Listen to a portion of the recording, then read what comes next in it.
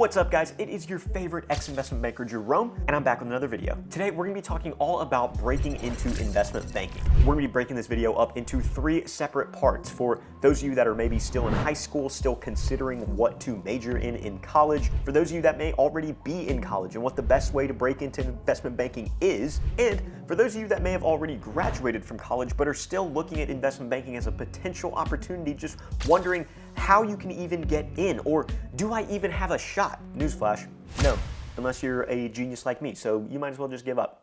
And that's the video. I'm just kidding. Relax.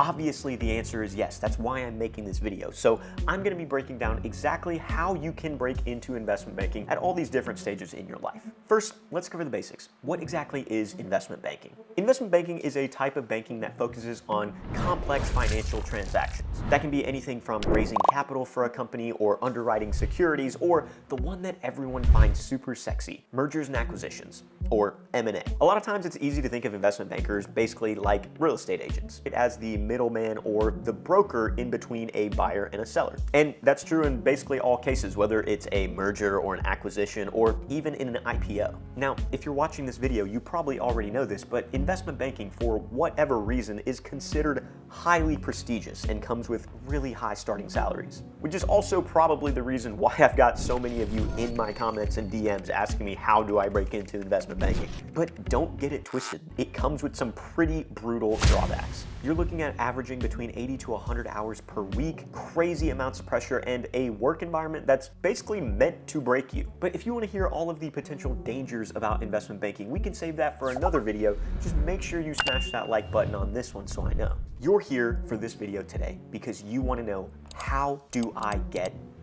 Especially if you're from a small town or small city and you don't have any connections to banking at all. So let's start off with the high schoolers. If you're still in high school and you're looking at going to college to potentially become an investment banker, this is your #1 goal, your aspiration. And that's because from day one, from right now, you can already start setting yourself up for the best chance at success. Step 1, get into a target school for your undergrad. Now, what does that mean? Let's be honest. Investment banks are lazy when it comes to recruiting. And what exactly do I mean by that? I mean, investment banks have a lot of responsibility and their associates and analysts are working lots and lots of hours. They don't have time to be vetting resumes of people that want to apply to their banks. So instead, they want universities and colleges to do that for them, especially the ones that have a really good, proven track record at producing really good investment bankers. That's where this idea of target schools comes in. Investment banks have a list of about 15 to 25 target schools that they choose to recruit from because of that proven track record. Naturally, if the best bankers are coming from these schools, just historically, that's where they're going to spend the most amount of time doing their recruiting. And you can find these lists all over the internet, but just to name a few, you've got UPenn, NYU, Harvard, University of Chicago, UNC, where your boy went, Vanderbilt, UT Austin, just to name a few. So if you are a high school student looking at getting into investment banking, absolutely apply to every single one of these target schools and make sure you study finance. Banking is highly selective, so it's still gonna be pretty difficult to break in, but I promise this is gonna be your absolute best shot. And a little sidebar, a little nuance that a lot of people don't tell you, but I'm your boy. I'm gonna give you the advice that the people don't give you. Be honest with yourself about what kind of student you are, because if you're not an exceptional student, it might actually be smarter to be a top 10 student at a top 30 university versus being a top 100 student at somewhere like Harvard. Think about it. Investment banks want the best of the best, and perception is everything. And when perception is everything, you tell me, is it better to be exceptional at a top 25 university or just be average at a top 5 university? Just something to think about. And the last piece of advice that I'll give you is, once you get into college, these target universities will all have an investment banking club. Join that club as soon as possible. It is a career club that is meant and focused on you getting a job. They'll literally walk you through everything you need to do step by step of how to get into banking, how to do a coffee chat, how to recruit, everything. Don't waste your time. Get into that club as soon as possible. Let's say you're already in college, maybe at a non-target school, or doing a major that's not finance, and you still want to switch and break into investment banking. Are you screwed? Probably.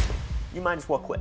Okay, I already made that joke, but I'm gonna keep it anyway. No, that does not mean you're screwed. Just follow these steps. Obviously, it's gonna be a little bit harder for you, but that doesn't mean to give up. The advantage of going to these target schools is that you're already pre-vetted by all of these banks. You also have a huge alumni network of bankers to draw from their experiences or just chat with them to find out how they recruited. At a non-target school, you don't have that built-in advantage. But if you work harder than every other person, you can absolutely be successful. That means cold emails, cold LinkedIn messages, just trying to connect with as many people in the industry as you possibly can. Honestly, a good place to start is recruiters at banks. If you can get on their good side and they can get you onto their interview cycles, that's a great place to start. Remember, this is a numbers game. It is highly, highly selective. So you might have to send 500 random emails or even 1,000. And I would be willing to bet that probably 80% of those people ignore you, but none of that matters. You literally just need one person to respond. Also, don't sleep on smaller banks. If you're at a non-target school, you're probably not starting your career at a Morgan Stanley or a Goldman Sachs.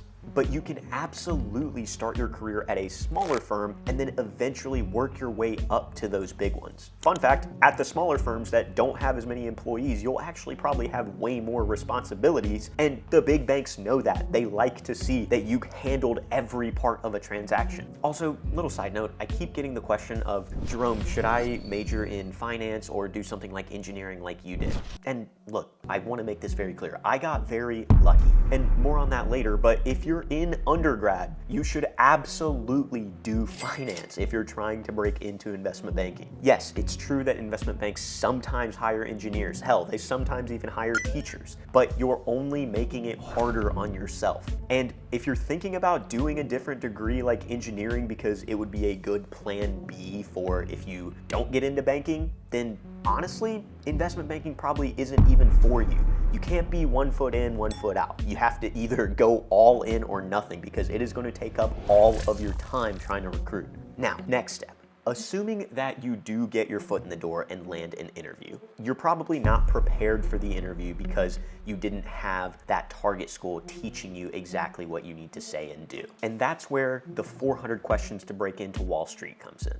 So you need to study this book. It's literally exactly as it sounds. It's 400 questions about investment banking, and newsflash, it is the exact questions they're going to ask you during your interviews. And for the most part, they're all just memorization questions. It could be anything from tell me what the 3 financial statements are and how they interact with each other to solving a little DCF valuation model. Or they'll even give you an accounting scenario and ask you to walk through how the numbers change for a specific journal entry.